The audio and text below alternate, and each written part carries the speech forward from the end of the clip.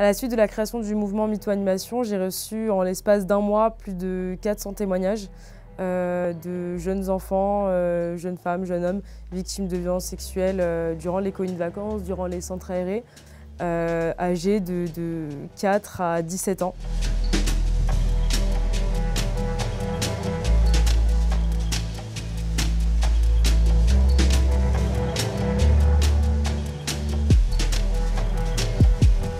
Le déclic, ça a été le témoignage d'une jeune fille qui m'a écrit sur mon compte Instagram. Une jeune fille que j'avais déjà eue en colonie de vacances et dont je me souvenais très bien parce que des fois on a du mal avec les visages, les prénoms vu qu'on a beaucoup d'enfants. Et qui m'a tout bonnement expliqué qu'une de ses amies avait eu des relations sexuelles durant la colonie de vacances où j'étais animatrice quelques années auparavant, avec un animateur âgé de 25 ans et son ami qui avait entre 13 et 14 ans. Donc pour moi, ça a été vraiment dévastateur parce que je me suis dit, là en fait c'est plus possible. Et puis surtout, ça m'a brisé le cœur parce que c'est une enfant que je connaissais, où je suis partie me coucher le soir en me disant les enfants sont couchés, ils sont en sécurité. Et le fait est que non, puisqu'elle est allée rejoindre cet animateur-là dans les toilettes ce jour-là.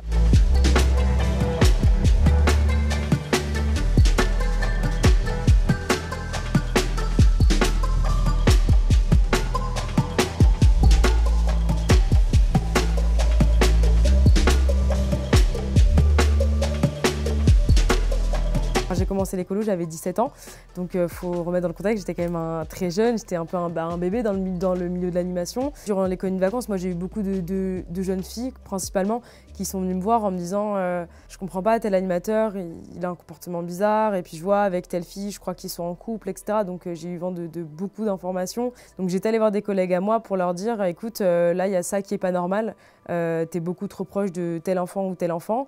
Et j'étais allée voir aussi des collègues à moi et des directeurs avec qui je travaillais pour leur dire tel animateur est très inquiétant et personne ne m'a écoutée. J'ai été très mise de côté, ça a été très dur dans certaines colonies de vacances.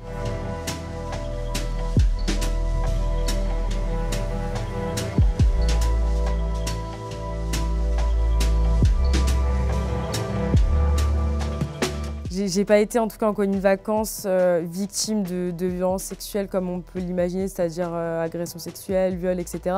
Mais j'ai travaillé avec des directeurs quand j'étais très jeune, donc quand j'avais 17-18 ans, qui avaient un comportement très déplacé, voire qui s'assimilait à de harcèlement sexuel, et j'étais mineure. Et j'étais en stage dans telle ou telle colonie de vacances. Et je ne suis pas la seule. Beaucoup de témoignages que je reçois, c'est des mineurs du coup sur le MeToo Animation, mais des mineurs aussi qui étaient animateurs à ce moment-là.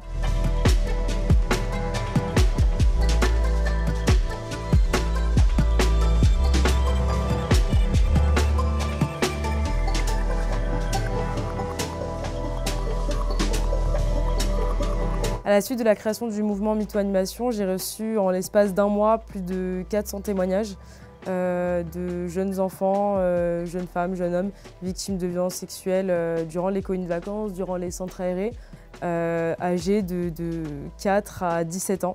Après la création de ce mouvement, des anciens collègues sont revenus vers moi pour s'excuser et me dire « Waouh, en fait, on est désolé, c'est très grave ce qui se passe et on est désolé d'avoir rien dit, de ne pas t'avoir cru et d'avoir fait comme si de rien n'était. »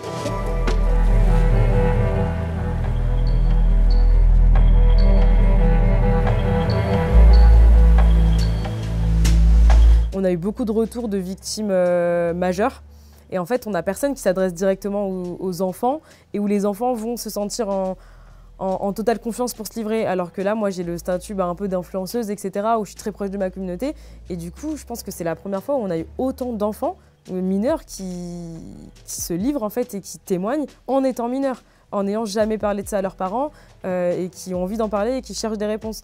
Et ensuite, oui, je le vois parce que en formation, j'ai des retours où on me dit Anissa, je passe mon BAFA en ce moment et ma formatrice ou mon formateur a parlé du MeToo Animation, de la gravité des violences sexuelles, comment on pouvait faire si on était confronté à de tels cas.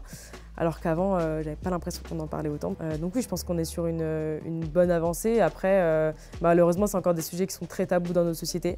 Et du coup, ça avance petit à petit, mais moi, j'ai confiance et je suis pleine d'espoir. De toute façon, on peut faire que comme ça.